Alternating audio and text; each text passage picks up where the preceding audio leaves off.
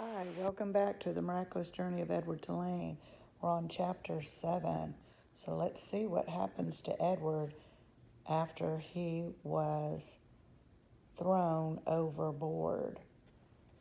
Here's a little preview or a little foreshadowing of what's to come.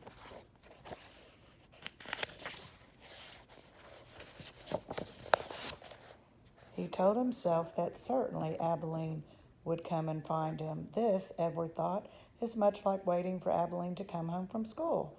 I will pretend that I'm in the dining room of the house on Egypt Street, waiting for the little hand to move to the 3 and the big hand to land on the 12. If only I had my watch. Then I would know for sure. But it doesn't matter. She'll be here soon, very soon. Hours passed, and then days, and weeks, and months. Abilene did not come. Edward, for the lack of anything better to do, began to think. He thought about the stars. He remembered what they looked like from the bedroom window. What made them shine so brightly, he wondered, and were they still shining somewhere even though he could not see them? Never in my life, he thought, have I been further away from the stars than I am now. He considered, too, the fate of the beautiful princess who had become a warthog. Why she had become a warthog? Because the ugly witch turned her into one? That was why. And then the rabbit thought about Pellegrina. He felt that in some way that he could not explain to himself that she was responsible for what had happened to him. It was almost as if she, and not the boys who had thrown Edward overboard. She was like the witch in the story. No, she was the witch in the story. True, she did not turn him into a warthog, but just the same, she was punishing him, although for what he could not say. On the 297th day of Edward's ordeal, a storm came. The storm was so powerful that it lifted Edward off the ocean floor and led him in a crazy, wild, and spinning dance. The water plummeted him and lifted him up and shoved him back down. Help, thought Edward. The storm, in his ferocity, actually found him all the way out of the sea, and the rabbit glimpsed for a moment the light of an angry and bruised sky. The wind rushed through his ears. It sounded to him like Pellegrina laughing. But before he had time to appreciate being above water, he was tossed back down into the depths. Up and down, back and forth he went until the storm wore itself out, and Edward saw that he was beginning again his slow descent onto the ocean floor. Oh, help me, he thought. I can't go back there. Help me. But still down he went, down, down, down.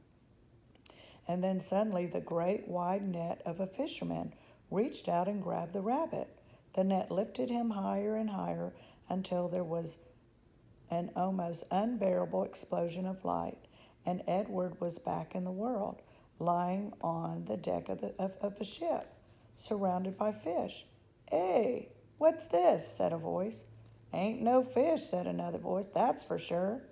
The light was so brilliant that it was hard for Edward to see, but finally shapes appeared out of the light and then faces, and Edward realized that he was looking up at two men, one young and one old. Looks like some toy, said the grizzled old man. He bent and picked up Edward and held him by his front paws, considering him. A rabbit, I reckon. It's got whiskers and rabbit ears, or the shape of rabbit ears at least. Yeah, sure, a rabbit toy, said the younger man, and he turned away. I'll take it home to Nellie. Let her fix him up and set it to its rights. Give it to some child. The old man placed Edward carefully on a crate, positioning him so that he was sitting up and could look out to the sea, at the sea. Edward appreciated the courtesy of this small gesture, but he was heartily sick of the ocean and would have been satisfied never to set eyes on it again. "There you go," said the old man. As they made their way back to shore, Edward felt the sun on his face and the wind blowing through the little bit of fur left on his ears, and something filled his chest, a wonderful feeling. He was glad to be alive. "Look at that rabbit," the old man said. "Looks like he's enjoying the ride, don't it?" Yep," said the young man. In fact, Edward Tulane was so happy to be back among the living that he did not even take umbrage at being referred to as it. Here we see the fisherman that caught Edward in his net. Chapter 8, as we meet the fisherman who caught Edward. On land, the old fisherman stopped to light a pipe, and then the pipe clenched between his teeth. He walked home, carrying Edward atop his left shoulder as if he were a conquering hero. The fisherman balanced him there, placing a calloused hand at Edward's back. He talked to him in a soft, low voice as they walked. "You'll like Nellie, you will," said the old man. "She had her sadness, but she's an all right girl." Edward looked at the small town blanketed in dust, a jumble of buildings huddled together, the ocean stretching out in front of it all. And he thought that he would like anything and anybody that was not at the bottom of the sea. "Hello, Lawrence," called a woman from the front of the shop. "What you got?" "Fresh catch," said the fisherman. "Fresh rabbit from the sea." He lifted his cap to the lady and kept walking. "There you are now," said the fisherman. He took the pipe out of his mouth, pointed with the stem of it at a star in the purpling sky. "There's your North Star right there. Don't never have to be lost when you know where that feller is." Edward considered the brightness of the small star. "Do they all have names?" he wondered. "Listen at me," said the fisherman, talking to a toy. "Oh, well, here we are then." And with Edward still on his shoulder, the fisherman walked up a stone-lined path and into a little green house. "Look here, Nellie," he said. "I've brought you something from the sea." "I don't want nothing from the sea," came a voice. "Aw, now, don't be like that, Nell. Come on, see then." An old woman stepped out of the kitchen, wiping her hands on an apron. When she saw Edward, she dropped the apron and clapped her hands together and said, "Oh, Lawrence, you brung me a rabbit." "Direct from the sea," said Lawrence.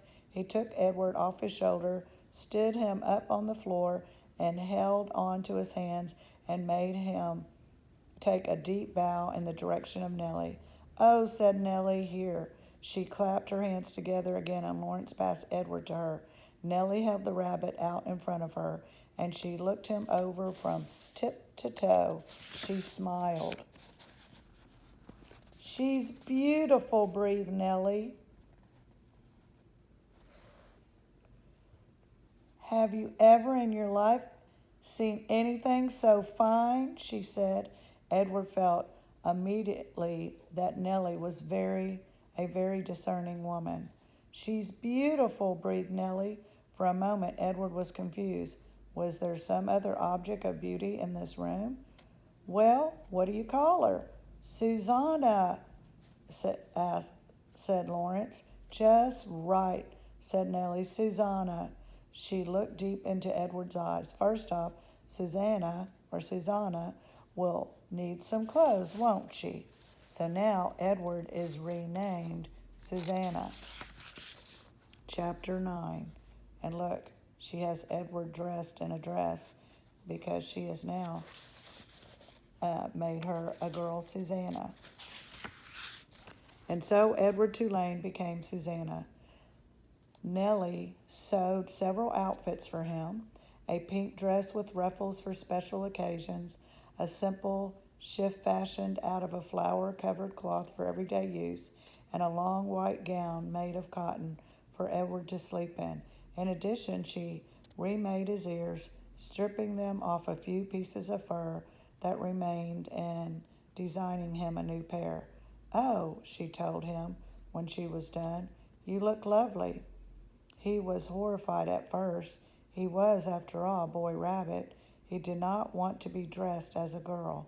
And the outfits, even the special occasion dress, were so simple, so plain. They lacked the elegance and artistry of his real clothes. But then Edward remembered lying on the ocean floor, the muck in his face, the stars so far away, and he said to himself, "What difference does it make, really? Wearing a dress won't hurt me." Besides, life in the little greenhouse with the fisherman and his wife was sweet. Nellie loved to bake, and so she spent her day in the kitchen. She put Edward on the counter and leaned him up against the flour canister and arranged his dress around his knees. She bent his ears so that he could hear well. And then she set to work, kneading dough for bread and rolling out dough for cookies and pies. The kitchen soon filled with the smell of baking bread and with the sweet smells of cinnamon and sugar and cloves. The windows steamed up, and while Nellie worked, she talked. She told Edward about her children. Her daughter, Lolli, who was a secretary, and her boys, Ralph, who was in the army, and Raymond, who had died of pneumonia when he was only 5 years old. "He drowned inside of himself," said Nellie. "It is a horrible, terrible thing. The worst thing to watch somebody you love die right in front of you and not be able to do anything about it. I dream about him most nights." Nellie wiped at her tears with the back of her hand. She smiled at Edward. "I suppose you think I'm daft talking to a toy, but it seems to me that you're listening, Susanna." And Edward was surprised to discover that he was listening. Before, when Abigail talked to him, everything had seemed so boring, so pointless. But now the stories Nellie told struck him as the most important thing in the world, and he listened as if life depended on what she said. It made him wonder if some of the muck from the ocean floor had gotten inside his china head and damaged him somehow. In the evening, Lawrence came home from the sea, and there was dinner, and Edward sat at the table with the fisherman and his wife. He sat in an old wooden high chair, and while at first he was mortified, a high chair, after all, was a chair designed for babies, not for elegant rabbits. He soon became used to it. He liked being up high, looking out over the table instead of staring at the tablecloth as he had at the Tulane household. He liked feeling like a part of things. Every night after dinner, Lawrence said he thought he would go out and get some fresh air, and that maybe Susanna would like to come with him. He placed Edward on his shoulder as he had that first night when he walked him through town, bringing him home to Nellie. Then they went outside, and Lawrence lit up his pipe and held Edward there on his shoulder. And if the night was clear, Lawrence said the names of the constellations one at a time. Andromeda, Pegasus, pointing at them with the stem of his pipe. Edward loved looking up at the stars, and he loved the sounds of the constellation names. They were sweet in his ears. Sometimes, though, staring up at the night sky, Edward remembered Pellegrina, saw her again, her dark and glowing eyes, and a chill would go through him. Warthogs, he would think, witches. But Nellie, before she put him to bed each night, sang Edward a lullaby, a song about a mockingbird that did not sing, and a diamond ring that would not shine. And the sound of Nellie's voice soothed the rabbit, and he forgot about Pellegrina. Life for a very long time was sweet. And then Lawrence and Nellie's daughter came for a visit. So is it still going to be sweet when Nellie and Lawrence's daughter Lolli comes for a visit? Notice here's the high chair that Edward sits in. at the little greenhouse with the fisherman and his wife. Lolli was a lumpy woman who spoke too loudly and who wore too much lipstick. She entered the house and immediately spotted Edward sitting on the living room couch. "What's this?" she said. She put down her suitcase and picked Edward up by one foot. She held him upside down. "That's Susanna," said Nellie. "Susanna!" shouted Lolli. She gave Edward a shake. His dress was up over his head, and he could see nothing. Already he had formed a deep and abiding hatred for Lolli. "Your father found her," said Nellie. "She came up in a net, and she didn't have no clothes on her, so I made her some dresses." "Have you gone skivvy?" shouted Lolli. "Rabbits don't need clothes." "Well," said Nellie, her voice shook, "this one seemed to." Lolli tossed Edward back on the couch. He landed face down with his arms over his head and his dress still over his face, and he stayed that way through dinner. "Why have you got out that old high chair?" shouted Lolli. "Oh, don't pay it no mind," said Nellie. "Your father was just gluing it on a missing piece. Wasn't you, Lawrence?" "That's right," said Lawrence without looking up from his plate. Of course, after dinner, Edward did not go outside and stand beneath the stars to have a smoke with Lawrence. And Nellie, for the first time since Edward had been with her, did not sing him a lullaby. In fact, Edward was ignored and forgotten about until the next morning, when Lolli picked him up again and pulled his dress down away from his face and stared him in his eyes. "Got the folks bewitched, don't you?" said Lolli. "I heard the talk in town that they've been treating you like a rabbit child." Edward stared back at Lolli. Her lipstick was a bright and bloody red. He felt a cold breeze blow through the room. Was a door open somewhere?